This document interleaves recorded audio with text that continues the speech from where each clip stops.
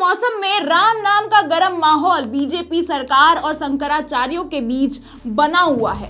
सभी शंकराचार्यों ने धर्म के विरुद्ध हो रहे इस कार्य पर मोदी जी को काफी दिनों से घेरे हुए हैं, लेकिन कल वायर को दिए एक इंटरव्यू में शंकराचार्य स्वामी अविमुक्तेश्वरानंद ने काफी बड़ा खुलासा किया।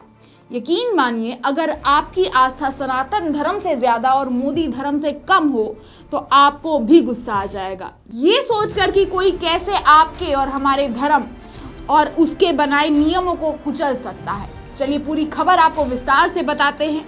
नमस्कार दोस्तों, स्वागत है आपका देश नीति में। मैं आपके साथ गेटी भाव्या।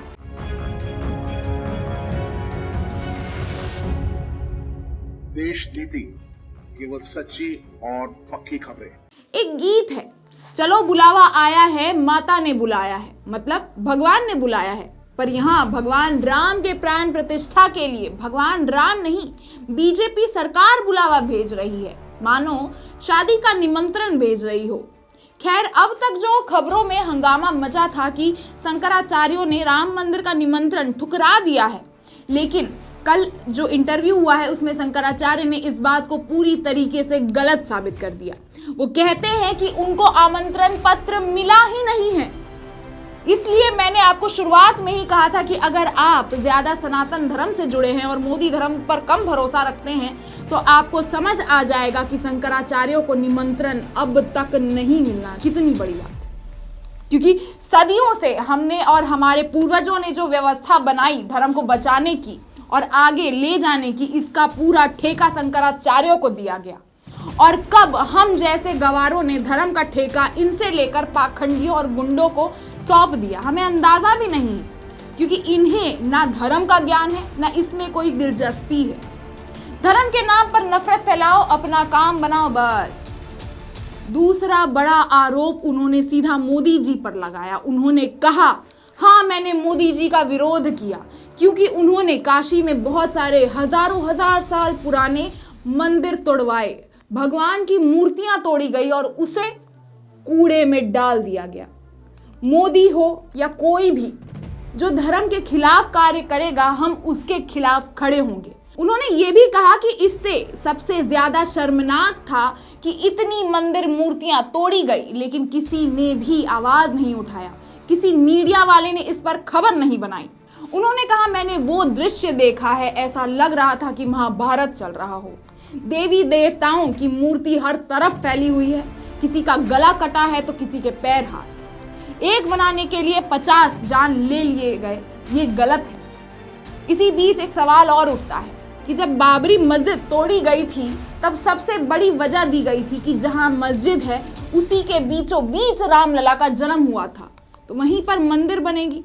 लेकिन मंदिर बनी कहां? उससे 3 किलोमीटर आगे, और मस्जिद का स्थान अब भी वैसा का वैसा खाली पड़ा हुआ है। तो जब वहां मंदिर बनाना ही नहीं था तो इतनी लंबी लड़ाई थी किसके लिए? और अगर लड़ाई हो ही गई तो मंदिर 3 किलोमीटर दूर क्यों बना? हिंदू महासचिव श्री देवेंद्र पांडे जी वही आरोप लगाते हैं कि मंदिर बन भी रहा है तो बस दिखावे के लिए। उनका कहना है कि राम मंदिर के कॉरिडोर्स में जो पिलर्स लगे हैं उसमें कुछ प्लास्टिक के हैं।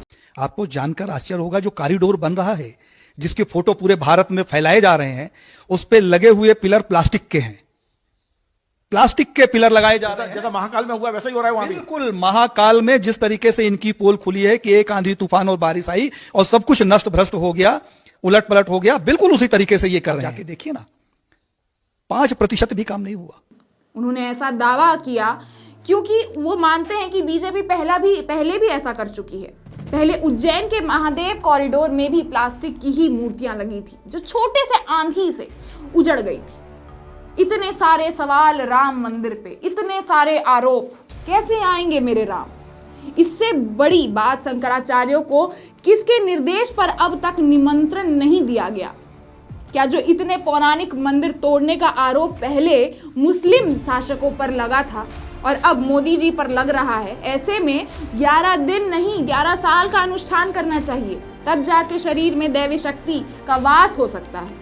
क्योंकि जहां तक मेरा मानना है, सनातन धर्म तो मंदिर तोड़ने वालों को दैत्य शक्तियां ही बताएगा।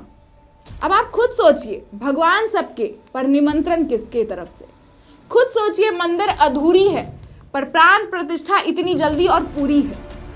इतिहास भी ये गवाही दे रहा है कि पहले मंदिर और मूर्ति के नाम पर क्या क्या हो चुका है, चाहे वो बनारस में हुआ हो मंदिर ध्वस्त या फिर उज्जैन के मूर्ति को लेकर हुआ विवाद हो।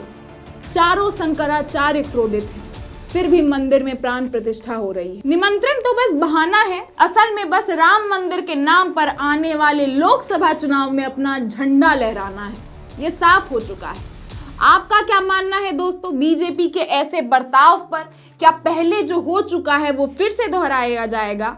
हमें कमेंट बॉक्स में जरूर बताएं। और जानकारी अच्छी लगी हो तो वीडियो को लाइक और शेयर भी जरूर करें। तब तक के लिए देखते रहिए देश नीति। धन्यवाद।